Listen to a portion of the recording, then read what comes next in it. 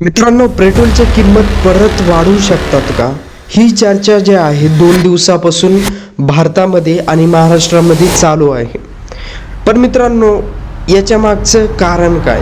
तर ही चर्चा जी आहे सुरुवात होते मागच्या 2 दिवसापासून, जेव्हा USA ने व्हेनेझुएला कंट्रीवरती जे आहे तर 30 मिनिटाचं ऑपरेशन केलं.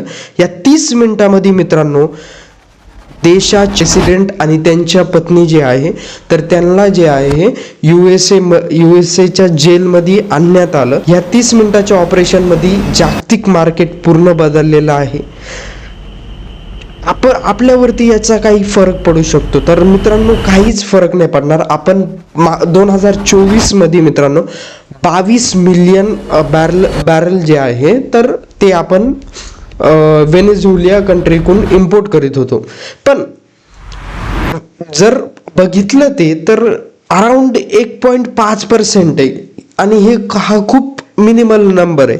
आपण सगळ्यात जास्त इम्पोर्ट जे आहे तर रशियाकडून करतो आणि सौदी अरेबिया ह्या कंट्रीकडून आपला जास्त इम्पोर्ट होतो ऑइलचा. त्याच्यामुळे मित्रांनो, जरी इम्पॅक्ट पडेल थोडा नॉर्मल पडेल, इतका जास्त इम्पॅक्ट पडणार नाही. असेच व्हिडिओसाठी आपल्या चॅनलला नक्की सबस्क्राईब करा.